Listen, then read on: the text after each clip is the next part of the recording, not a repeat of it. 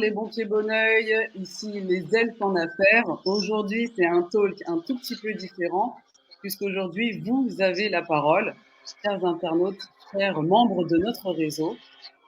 Pour me présenter, voilà, je suis Muriel Max, je m'occupe de la visibilité, de la viralité et de la rentabilité de votre agence, de votre cabinet et de votre entreprise. Et avec le terrain et grâce à nos échanges avec Patrice Champard qui partage aujourd'hui avec moi le talk, on s'est rendu compte au fil de nos divers échanges qu'il y avait des choses à faire, notamment en vue de cette morosité un petit peu ambiante, notamment économique.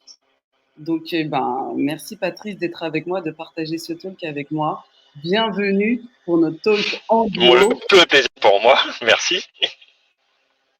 Avec grand plaisir aujourd'hui. Donc, bonjour à tous. Voilà. Tu nous reçois? D'accord, donc en fait, moi c'est Patrice Chambard, comme Muriel vous l'a dit. Je dirige depuis maintenant 5 ans un cabinet de conseil. Ouais, tu m'entends là? Impeccable. On est un tout petit peu en Allô, différé, allô. mais c'est bon. Impeccable. D'accord.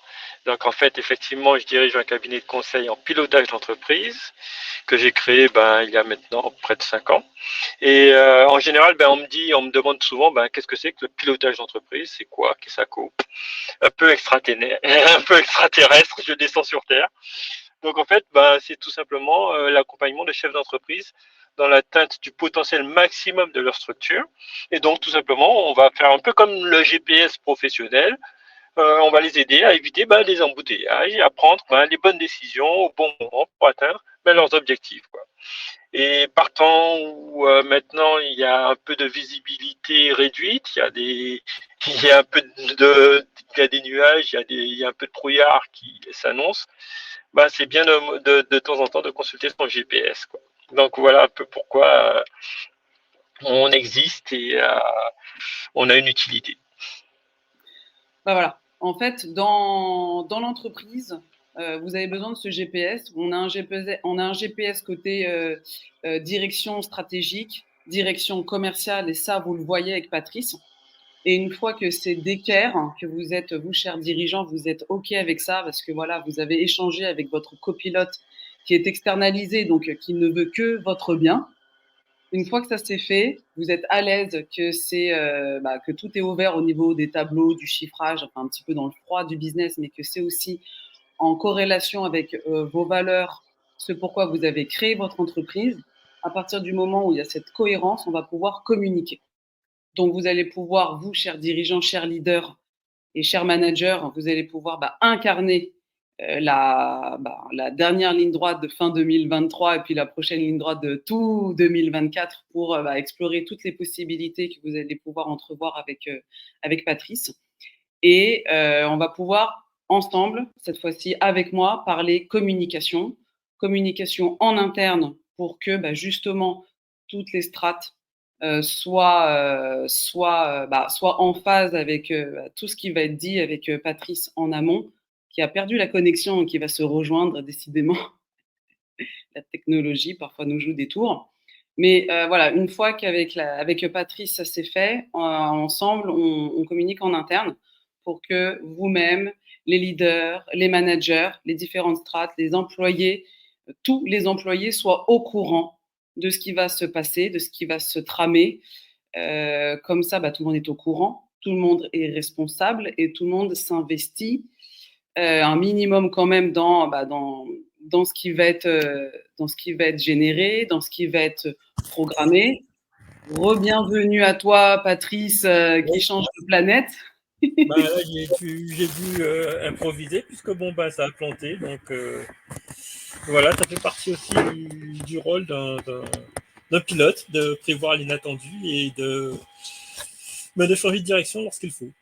Voilà, plan B, plan C, même quand on est en live. Et donc, je disais, Voilà. Patrice, une fois que c'est calé avec toi, on passe en communication en interne pour que chacun puisse être au courant, puisse être acteur, poser ses questions. Souvent, j'ai un parcours dans les ressources humaines aussi. Et finalement, mon métier même d'accompagnante garde ce cap RH, fidélisation et puis marque employeur. Et souvent, parmi les salariés, il y a un manque de communication parfois, et justement, parfois, ils s'en plaignent. Je suis pas au courant, j'étais pas au courant, on m'en a pas parlé, j'ai rien vu de tout ça. Et ça fait partie des petits couacs de communication auxquels il faut pallier le plus possible. Donc, on communique en interne et après, on communique en externe. Très bien. Yes. Vas-y.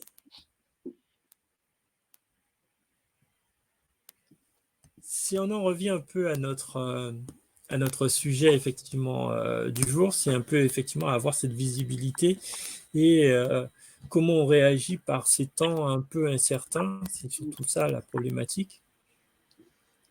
C'est ça. Donc effectivement, on subit une sorte de volatilité économique qui peut entraîner forcément des réductions de la demande de services, surtout dans les secteurs des services, dans le bâtiment et dans d'autres secteurs, l'hôtellerie et compagnie. On peut avoir aussi des fluctuations de demande. Donc, les entreprises qui sont orientées vers les loisirs et les voyages et l'hôtellerie, en ce moment, ça marche plutôt bien, comme par hasard. Mais par contre, effectivement, ils ont subi un cycle il y a de cela quelques temps, où, effectivement, avec le Covid, ils ont été rétamés et compagnie. Donc, c'est un environnement, une ambiance un peu fluctuante et où tout va très vite, en fait. Et là, l'idée, c'est de savoir effectivement comment on se positionne dans tout ce terreau qui est pas forcément enclin à nous donner un optimisme forcené. Donc, comment on fait pour pouvoir effectivement naviguer dans tout ce brouillard et comment travailler, entre guillemets, sans cette appréhension du qu'est-ce qu'on va devenir demain. Exact. Donc, la question, elle est là. Nous, on prend un certain parti, entre guillemets, avec Muriel, on a un peu discuté de tout ça. On s'est dit, voilà, on a deux possibilités, effectivement, deux prismes. Le premier prisme, c'est de voir effectivement soit le verre à moitié vide, soit le verre à moitié plein. C'est la même situation où, effectivement, vous remplissez une bouteille d'eau et puis vous avez deux possibilités de voir la chose. Et là, effectivement, on est amené à, pour pouvoir rebondir, se poser un certain nombre de questions. La première question, c'est effectivement où on en est. Est-ce que vous savez, vous, où vous en êtes sur votre trajectoire, en tout cas sur votre prévisionnel de cette année-ci? Où est-ce que vous en êtes? Vous en êtes arrivé où? Ça, c'est le premier point. Okay. Sur lequel, effectivement, il faut s'appuyer de manière à avoir, de savoir d'où on part. C'est exactement comme un véhicule. Vous ne pouvez pas aller quelque part si vous ne savez pas où vous êtes. Très juste. Le second point, c'est forcément, où est-ce que vous voulez aller? Et le où vous voulez aller, ça a deux sens, en fait. Le premier sens, c'est votre prévisionnel. Vous êtes des patrons d'entreprise, donc effectivement, vous établissez entre guillemets une feuille de route et un objectif. À l'année, vous dites, ok, cette année-ci, je vais faire, admettons, je suis tout seul, je vais faire 80 kg. Voilà. D'accord. Okay. Et ça, c'est un chiffre d'affaires. Moi, j'irai un peu plus loin, c'est combien vous voulez en net. Combien vous voulez gagner réellement. Ah, oui. Ça va jusque-là. Donc, on descend dans le détail, on va savoir effectivement au fur et à mesure où est-ce qu'on veut aller en termes d'objectifs, que ce soit effectivement d'un point de vue purement entrepreneurial, mais aussi inclure vos objectifs privés dans ce professionnel. Vous ne bossez pas 60 heures par semaine juste pour pouvoir vous dire « Ah oui, j'ai une entreprise et puis voilà ». Donc, effectivement, bien souvent, on va travailler sur où est-ce qu'on va? Qu'est-ce qu'on veut? Qu'est-ce qu'on veut? Est-ce que je veux pouvoir me payer des vacances, un road trip à, je sais pas moi, 20 000 € en Australie en août? Oui. Mais est-ce que ça, je peux l'inclure dans dans mon prévisionnel pour que justement je puisse dégager ces 20 000 euros pour pouvoir faire ce road trip. Oui, on va l'intégrer avec toi, grâce à toi, dans notre plan. Grâce à moi, en tout cas, ce sont des questions qu'on va se poser, peu importe. C'est vrai. L'idée, c'est effectivement d'avoir ce genre de réflexe et peut-être que maintenant, c'est l'occasion de se poser ce genre de questions pour pouvoir préparer cet avenir qui semble incertain. Et j'aime bien faire un peu l'allusion effectivement à ce fameux agriculteur. Moi, j'aime bien l'esprit paysan, le bon sens paysan, où on dit, ben, effectivement, il faut semer pour récolter. Vous ne savez pas exactement combien ni quand, mais plus vous semez, plus vous êtes censé récolter. Après ça, la récolte, ben, ça peut être au printemps, ça peut être à l'été, comme ça peut être à l'automne prochain. Ok. Donc, on a aussi une marge de manœuvre sur le parti prévisionnel, aussi sur j'ai envie de dire sur la saisonnalité, mais voilà, on ne cède pas à la précipitation. Il faut vraiment bâtir quelque chose qui soit périn dans le temps. Donc, effectivement, il y a une opérationnalité ou une temporalité qui est immédiate parce que, bon, ben, on doit finir l'année. Oui. Mais plus que tout autre, ben, on est en octobre, donc là, il vous reste très peu de temps pour pouvoir réagir et s'il y a à réagir par rapport à cette année-ci. Par contre, vous devez effectivement vous positionner sur les activités de l'année prochaine. Et là, effectivement, ça prend toute son importance. Incertitude économique, ça veut dire quoi? Ben, ça veut dire tout simplement qu'on ne sait pas exactement si on aura des clients ou quels seront les clients, s'ils seront les mêmes, qu'ils seront amenés à éventuellement vous apporter en termes de chiffre d'affaires. Tout ça, c'est rebattu. Mais tu vois, là, ça veut dire que, excuse-moi Patrice, ça veut dire qu'en séance, on met les choses, on met vraiment tout à plat, on sort tous les classeurs, on sort tous les cahiers. Ouais, hein. C'est le moment. Ouais, c'est le moment de se dire les choses, de regarder les choses en face, d'arrêter de se voiler la face ou d'être trop dans le rush, dans le guidon, parce que tu as vu, tu sais, vous aussi, vous savez, bah, on est patron. Donc, on a notre nez dans notre propre guidon. Et si on n'a pas une aide extérieure pour nous dire, hé Coco ou Cocotte, s'il te plaît, est-ce qu'on peut faire un arrêt sur image, simplement juste pour que tu puisses me dire où est-ce qu'on en est. Et en fait, on commence à tirer lentement mais sûrement la pelote de laine, mais c'est en toute bienveillance, humilité. Enfin, voilà, on a tous des cas. On ne prétend pas avoir la science infuse. De toute façon, on agit en tant que patron. Nous, on a des réflexes un peu plus aiguisés parce que bon, ben, ça fait partie de notre quotidien, c'est tout. On a ce genre de choses, mais on est des patrons comme vous et vous l'êtes. Et puis, ben, on est confronté aussi, nous, à un certain nombre d'incertitudes, à un certain nombre de doutes. Et l'occasion que l'on a effectivement d'échanger et d'avoir ce partage d'expérience, parce que bien souvent, c'est ce que je dis avec mes clients, certes, je leur apporte un certain nombre de choses qui leur permettent d'accélérer le développement, puisque je me considère plus un accélérateur de développement. C'est vrai. Mais par contre, effectivement, je repars aussi avec une certaine expérience qui me provient de mes clients. Et du coup, qui devient aussi profitable aux prochains prospects, qui se sont compris, et du coup, après, qui finissent par souscrire. Donc, dans cette fameuse incertitude, qu'est-ce qu'on a à faire? Peut-être réfléchir à son offre de service. Elle ressemble à quoi, votre offre de service actuellement?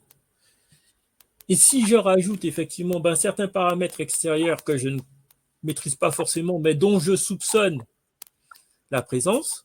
Oui, tout à fait. Effectivement, qu'est-ce que sera mon offre de service prochain? Je vais vous donner un petit exemple.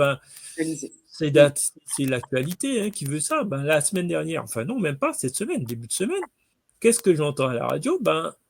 Les restaurateurs. Les restaurateurs, pour pouvoir effectivement continuer leur activité sereinement, ils seront obligés d'apposer sur leur menu le facteur qu'ils font du fait maison. Oui. Ça peut être traduit comment? Pour certains, c'est une opportunité. Tout simplement de valoriser ce qu'ils font déjà. Pour d'autres, c'est plus une menace, parce que tout simplement, ils ne faisaient pas forcément du fait maison, que qu'est-ce qu'on entend par fait maison? Est-ce que c'est fait maison, c'est juste faire une mayonnaise, prendre le petit pot et faire la mayonnaise, et puis c'est considéré comme du fait maison? Donc, effectivement, pour le client, on va dire que c'est relativement transparent. Par contre, pour le restaurateur, c'est quand même quelque chose de pas anodin. Si je fais, il faut pouvoir apposer et surfer sur cette vague, dire, bon, ok, c'est du fait maison, et en termes de qualité, peut-être aussi valoriser le prix que vous mettez à vos produits, à vos plats. Donc ça, ce sont des choses qui sont à intégrer et qui feront partie de l'équation de votre chiffre d'affaires l'année prochaine. Comme aussi, si j'ai cette menace, je ne fais pas la chose correctement, ou en tout cas, je vais perdre de la crédibilité, je vais perdre de la clientèle. Donc, qu'est-ce qu'il faut faire? Ça veut dire que peut-être que, à un certain moment, je devrais changer mon offre de service, qui était effectivement de faire du fast-food ou quelque chose de rapide, et passer à quelque chose peut-être d'un peu plus impactant pour mon offre de service. Donc, ça peut-être vouloir dire que je vais aller acheter un cuisinier, je vais aller recruter un cuisinier, un cuistot, un vrai cuistot, par exemple, pour pouvoir faire de la vraie maison. Voilà, pour faire du vrai maison. Mais par contre, ça veut dire qu'il y a un investissement. Cet investissement, il faut pouvoir, à un moment ou à un autre, penser à le rentabiliser. Ouais. Ou même anticiper la rentabilité avant même de passer à l'acte. Avant même de passer à l'acte. Mais ce qui veut dire que de toute façon, vous serez percuté par un certain nombre d'obstacles qui viennent soit de l'ambiance, de la morosité ambiante, parce que même si vous n'êtes pas forcément tout à fait impacté, mais juste du fait que tout le monde vous dit oui, il y a l'inflation, je ne peux pas payer, ceci, cela, ça vous oblige à une certaine, effectivement, prise de recul et une sécurisation de vos biens et de vos actifs. Donc, un client ne viendra pas, va attendre ou va attendre, va différer peut-être. Voilà. Il va avoir une prise de décision plus lente, en tout cas, qu'auparavant. Ça ne veut pas dire qu'il n'a pas les moyens, ça veut juste dire que là, il va réfléchir. Donc, il faut effectivement avoir une source d'attractivité, une source de luminosité, entre guillemets, qui vous permette d'arriver à ça. Et là, on en vient effectivement à un secteur que Muriel connaît très bien, c'est la communication. J'avoue. Donc, justement, je disais pendant que tu rattrapais les câbles électriques et voilà. Je leur disais que... Ouais, non mais voilà. En fait, c'est qu'une fois que c'est le GPS est calé, on va pouvoir communiquer. Donc, comme je disais, en interne, de manière assez claire, précise, avec engouement, avec un aspect assez positif. Même si on a une morosité, on est tous touchés. Donc, autant que nous sommes les principaux acteurs de notre vie, nous sommes responsables de notre vie et puis de notre réalité. Donc, comme disait Patrice, nous, on voit toujours le verre à moitié plein, même s'il est avec difficulté à moitié plein parfois dans l'année. Mais l'avantage, c'est qu'avec le temps, tout est passager. Donc, les phases hautes sont passagères et les phases basses aussi. Au bout d'un moment, quand vous avez de l'ancienneté, vous avez aussi du recul. Donc, on peut aussi regarder votre historique. Ça, vous pourrez le regarder et l'analyser aussi avec Patrice.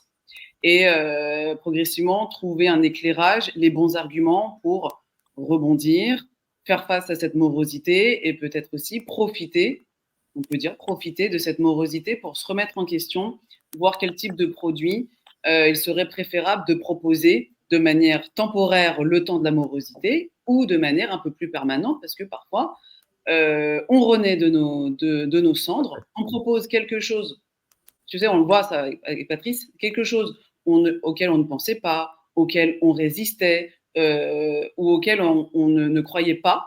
Et puis finalement, de bout en bout sur le papier, ça le fait. Dans la com, autour de nous, auprès des partenaires, des associés, la sauce, la mayonnaise maison commence à prendre. Et puis finalement, le bouche à oreille commence à prendre aussi en interne. Ça fonctionne. l'idéal, c'est que aussi vos propres ressources humaines soient consommateurs ou acheteurs ou dans la recommandation de vos propres produits et services autour d'eux-mêmes, puisqu'ils sont quand même au cœur de l'action, eux aussi. Et après, une fois qu'en interne, c'est rodé, que voilà, la communication circule, on va pouvoir communiquer vers l'extérieur et on aura même eu le temps de prendre le pouls interne pour reprendre, pour ajuster, reparler de ça avec Patrice. On s'en reparle aussi en comité de direction, en réunion, enfin vous appelez ça comme vous voulez. Et l'objectif, c'est voilà, c'est action, réaction. Quels sont les résultats? Quelles sont les sensations? Quelles sont les émotions en interne? L'ambiance, le climat social aussi, il faut être attentif. Ouais. Et après, OK, on commence à diffuser vers l'extérieur. Donc, mise à jour de votre plaquette, on peut faire des lives, création de newsletters, mise à jour du blog. Et là, bah, votre service communication aura du boulot et on sera là aussi pour l'épauler et puis pour le guider aussi dans la ligne édito. Donc effectivement, il y a toute cette foultitude d'actions ou d'activités qu'il y aura à mettre en place, mais ça se prépare à l'avance. C'est quelque chose, c'est une stratégie que l'on va mettre en place pour pouvoir effectivement aborder sereinement. Je reviens effectivement à mon fameux agriculteur. Lui, il va semer, mais il ne va pas semer n'importe quoi. Il va semer dans une partie de sa parcelle, peut-être des carottes. Ensuite, de l'autre côté, des choux. En fonction de l'exposition du soleil, il va mettre ceci à tel endroit. C'est justement l'effort, entre guillemets, qu'il y a à faire, que ce soit en termes de stratégie, que ce soit en termes de communication, en termes de positionnement sur votre marché. Tout ça, effectivement, devra être mis en place, mais pour préparer l'avenir, pour préparer l'année prochaine. Donc, vous avez à peu près une fenêtre de 3 mois ou 4 mois. Une fois que le janvier et février de l'année prochaine sera arrivé, ça sera plus le moment, non pas de penser à « OK, qu'est-ce que je vais faire », mais comment ou qu'est-ce que je vais récolter. Oui, anticiper, commencer à préparer le calendrier Voilà. pour semer, alimenter, mettre l'engrais, mettre de l'eau et puis avoir les premières pousses, quoi. Un autre truc qui est assez important et assez impactant, je Yes. trouve, et qu'on ne se pose pas souvent la question, parce que bien souvent ça arrive à l'impromptu, c'est quels sont les impacts de mes prises de décision. Donc typiquement, je vais vous donner un cas, je veux embaucher ou bien je veux investir dans un local. Oui. Je veux investir dans un local, mais quel sera effectivement l'impact de cet investissement sur mon revenu futur? D'autant plus que cet investissement, il peut être impromptu. Par exemple, je fais 50 000 km par an, et puis Ouais. pouf, patatras, je me lève aujourd'hui, mon véhicule, il est HS, moteur cassé, je dois en acheter un autre. Est-ce que j'ai la capacité de le faire déjà? Est-ce que ça vaut vraiment le coup d'acheter, peut-être faire du leasing, peut-être faire autre chose? Il y a cet impact, entre guillemets, de vos investissements sur votre réalité opérationnelle qui compte. Voilà, c'est vrai. Même chose, je veux recruter. Mais ce n'est pas la même chose que de recruter quelqu'un qui va vous vendre ses heures que quelqu'un qui va, certes, vous apporter un certain confort et peut-être vous permettre de vous dégager du temps dans l'administration, des choses comme ça, mais ce n'est pas du tout la même chose. L'impact n'est pas du tout le même. L'objectif n'est pas le même. Donc, là encore, ce sont des décisions que l'on est amené à prendre au fil de l'eau. Et bien souvent, on le fait, entre guillemets, en se disant, à force de tergiverser, je ferme les yeux et je saute. Ou encore, on peut se dire, on va essayer de prendre une décision un peu plus avertie et se faire des scénarios et puis voir effectivement quel est l'impact que ça aura sur mon business. Je travaille, typiquement, j'ai 2 ou 3 collaborateurs. Malheureusement, j'ai un collaborateur qui était sur tel chantier qui tombe malade. Oui. Qu'est-ce qui se passe? Oui. C'est quelque chose, un impondérable. Bon, d'accord, ça fait partie des incertitudes. Qu'est-ce qui se passe? Qu'est-ce que je dois faire? C'est même pas seulement, effectivement, qu'est-ce qui se passe? Ça veut dire que j'arrête mon activité. Ça veut dire quoi? ou encore je dois trouver une solution par rapport à cette problématique. Et c'est là qu'intervient effectivement c'est l'utilité que l'on a, nous, en termes de conseils, de vous aider à avoir ce genre de solution et à avoir ce genre de recul sur la façon Comme un d'agir. plan B, voilà. C'est avoir en tête plan B, plan C en cas d'avarie. Qu'est-ce Voilà. qu'on peut actionner? Quel type de partenaire, quel type de collaboration, collaborateur je vais pouvoir mettre en backup. Souvent, le côté backup, passation aussi du flambeau, passation des infos, ou tout simplement, tu sais, quand il y a des départs en vacances qui ne sont pas forcément bien anticipés, bien organisés, il y a parfois un backup de fortune qui se met en place. Et le backup de fortune, il ne fait pas forcément fortune parce qu'en fait, il se prend le raz-de-marée voilà, de manière inopinée, comme tu disais, et puis il doit maintenir le navire avec le capitaine et ses moussaillons comme il peut, mais il n'est pas au courant des sujets, des échéances, des intentions, des interlocuteurs, des urgences, des points d'intention. Et voilà comment on finit par subir son métier plutôt que d'agir et de kiffer son quotidien. Un autre truc aussi qui est pas mal, et ça va directement dans ce que tu viens de dire, et c'est ton boulot aussi, et c'est de plus en plus le cas, d'ailleurs, j'ai de plus en plus de personnes qui me remontent ce genre de choses. Ce sont des recommandations, les mauvaises recommandations. Typiquement, lorsque vous allez acheter quelque chose, vous allez effectivement voir les avis des uns et des autres sur tel ou tel produit, service ou personne. Et qu'est-ce qui n'arrive pas en tant qu'entrepreneur? Parfois, on a à faire face à ce genre de problématique où un client, prospect, pour peu effectivement, quelle que soit la raison, n'est pas content et il exprime effectivement son mécontentement sur les réseaux sociaux. Ouais. Bon.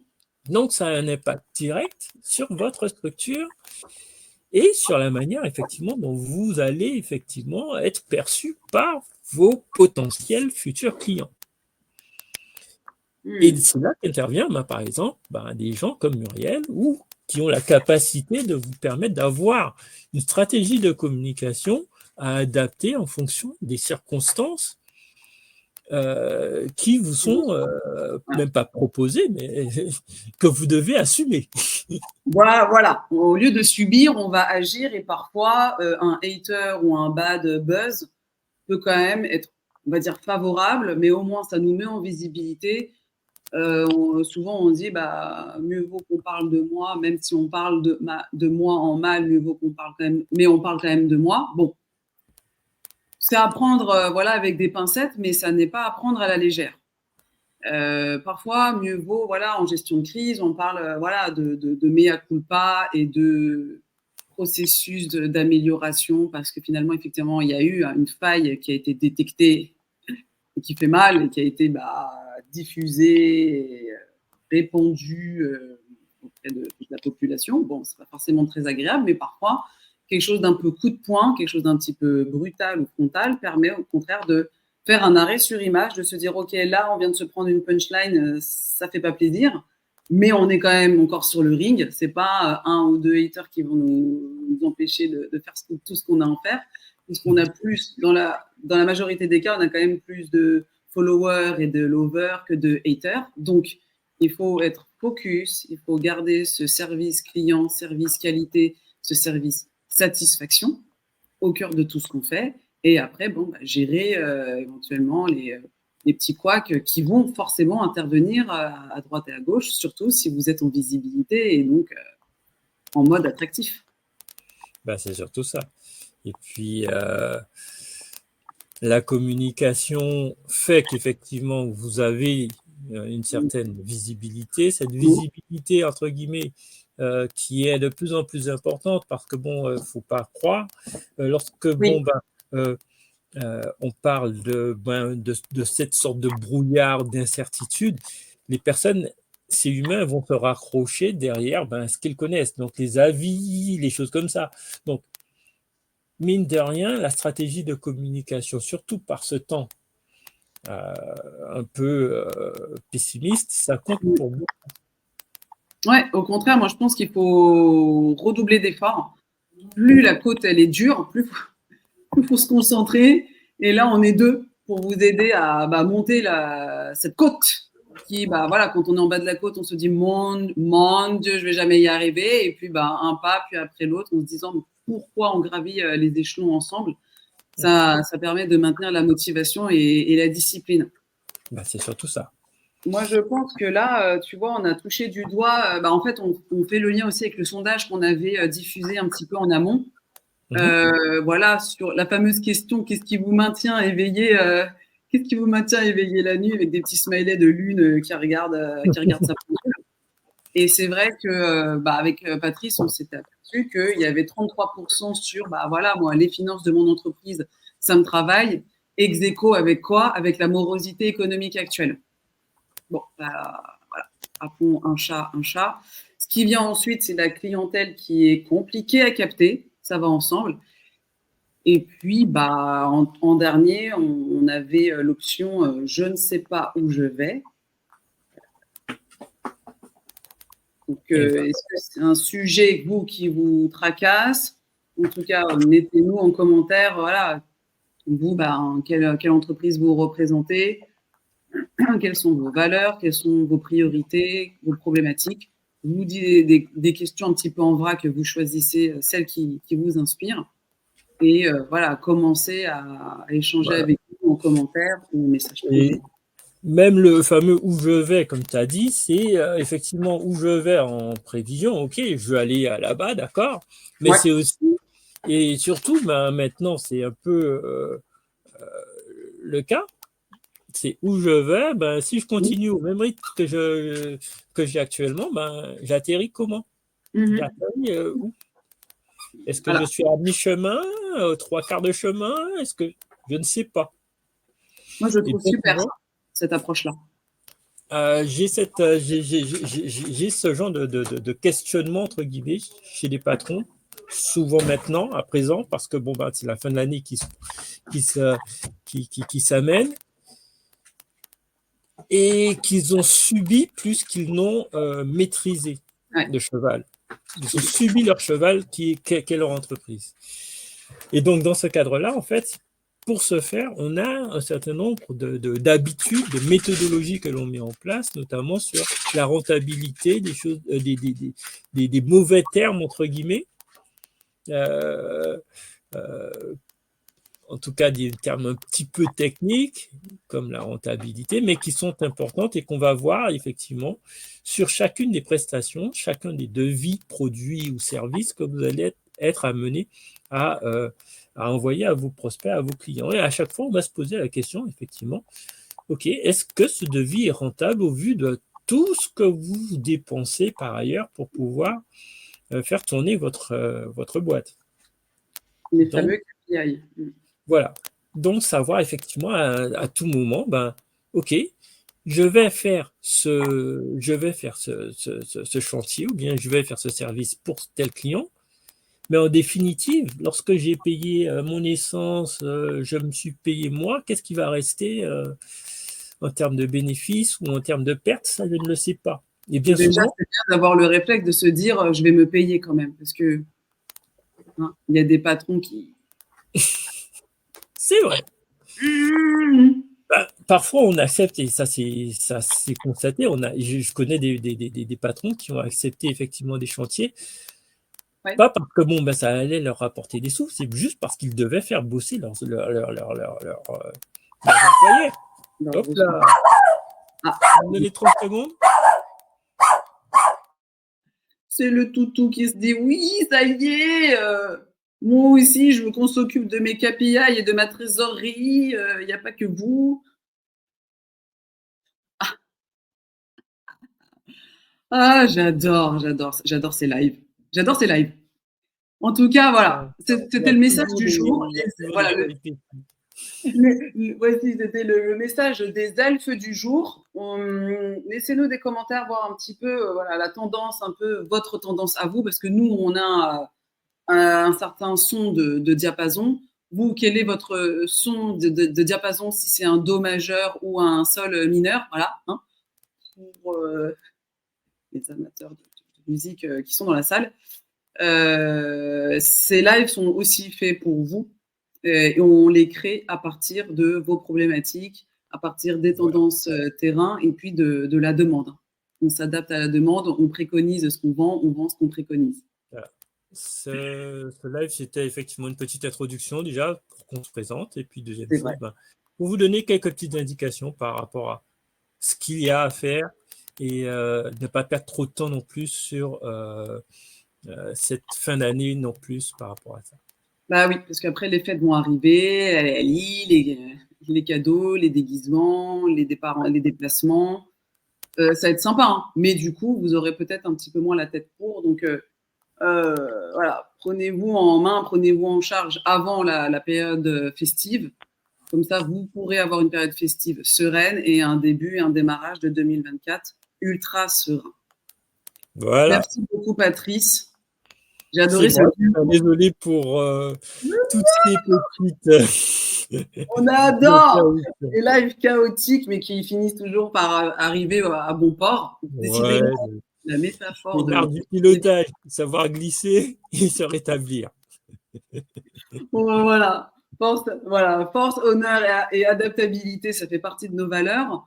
On se dit à très bientôt. On va très certainement peut-être refaire passer le prochain sondage pour avoir la tendance de notre prochain live de communication. Vous avez compris, c'est de la communication ascendante, descendante, transcendante. Donc, à vous de prendre votre part de lumière. À très bientôt, mes chers bon pied, bon oeil. À très bientôt, mon cher Patrice. Merci bien. À très bientôt. Ciao. Ciao, ciao.